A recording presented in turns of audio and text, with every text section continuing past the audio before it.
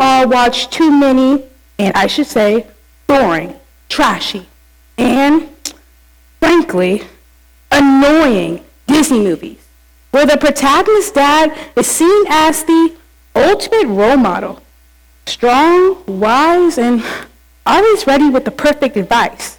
You know, the kind of dad everyone wishes that they had? Well, it's safe to say that my dad didn't get the memo. At 4 years old, my parents divorced, my mom and I packed our bags and headed to the great state of Oklahoma? Now, do I blame my mom for the divorce? No. But do I blame her for choosing to live in Oklahoma?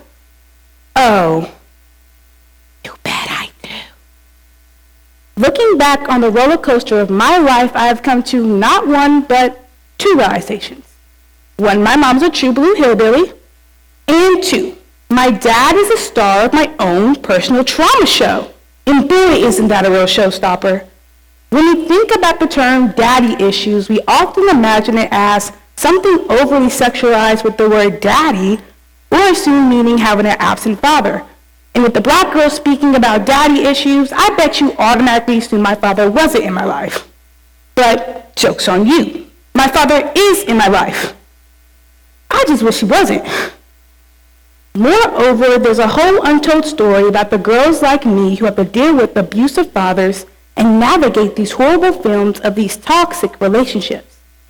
So today, let's go to the movies and explore the art of letting go, whether that be parents, friends, or any space that no longer serves us. In our first stage of our cinematic journey, we'll understand why we as humans can't free ourselves from these toxic situations. Then, we'll start by defining what letting go truly means, by breaking down common misconceptions and peeling back the hidden narrative that often lies beneath. That it's okay to let go. And as the credits roll, we'll explore the empowering aspects of breaking free from destructive cycles we once called normal. Even though my dad was there for me financially, he wasn't there for me physically. I remember my first dance recital, a moment where all the girls were receiving warm hugs from their fathers. Who did I have by my side? My mother. My mother's words were exactly what I needed as she bluntly told me, do good. That sucked. Despite this, my whole family was there. Well, actually, everyone was there minus my dad. I remember telling him about my disappointment only for him to gaslight me, claiming that he was there, and I quote, in spirit. He was dead serious about this. Looking back on it now, I can see that he has some issues of his own, and I'm glad I finally let go of the frustration that had built up in our relationship. But something couldn't let me forgive him.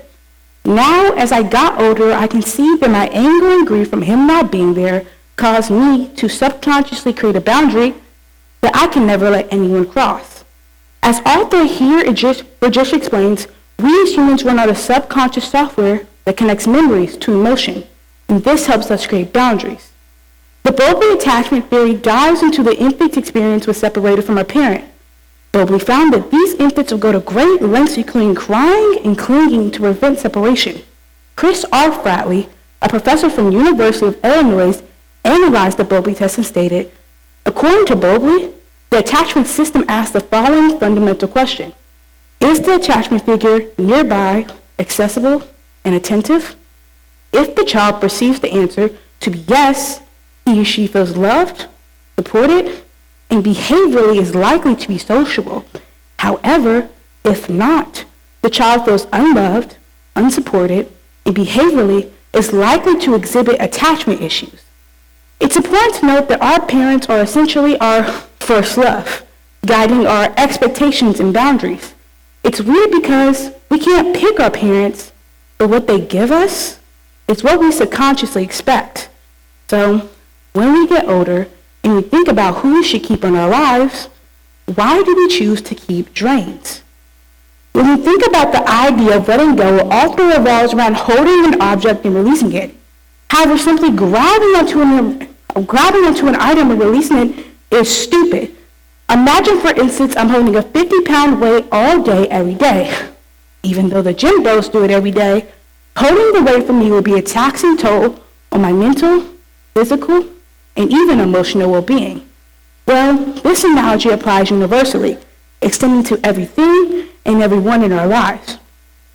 As author Jennifer Lichter puts it, emotional attachment refers to the feeling of closeness and affection to help us sustain meaningful connections over time.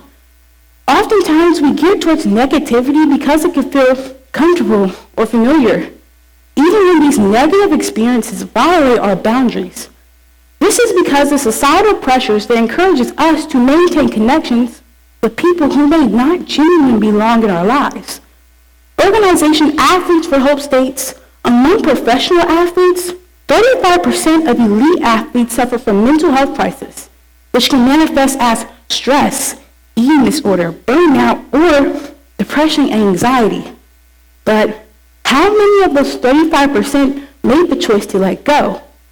Now, letting go isn't a synonym with giving up. Instead, it's a sincere declaration of, this is enough. I came to realize I needed a break between me and my father when I asked to go home early for the summer. He called me a user and the worst daughter.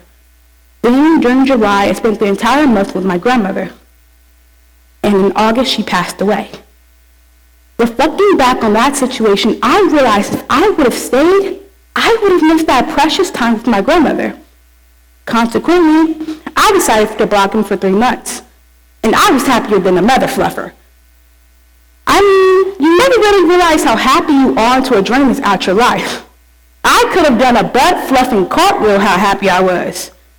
But many others disagree with me, saying things like, you can't block him, he's your father. These conversations prompted me to reevaluate the consequences I had set and the stuff I imposed on him. And after each conversation, I reached the same conclusion. I was happy that I blocked him. These individuals were unaware of the mental toll my father had taken on me. And despite the familiar connection, it didn't feel like one. And as a result, I had developed an eating disorder, depression, and anxiety, a hidden struggle I had never disclosed to anyone. Letting go for me meant releasing the toxic burdens of our relationship. During the tumultuous year of 2019, many chose to sever connections due to masks, racism, homophobia, or any other issues at that time. I share this to emphasize letting go could be a powerful action towards our well-being and growth. But the process of me letting go was difficult, though. From the time my grandmother died to when I blocked my father was a whole year because I had to start the process of detachment. Now, whoever said detachment is easy lied to everybody and their mama. According to author Sarah Reagan, MBG, Spirituality and Relationships Editor states, in order to manifest our desires, we must release the outcome to itself, as well as the path we might take to get there. This means we cannot detach if we are scared about the repercussions that follows. You are the person you have to live with for the rest of your life. And if you choose to make yourself miserable because you do not limit something or someone's access to you, then you are the main drain in your own life.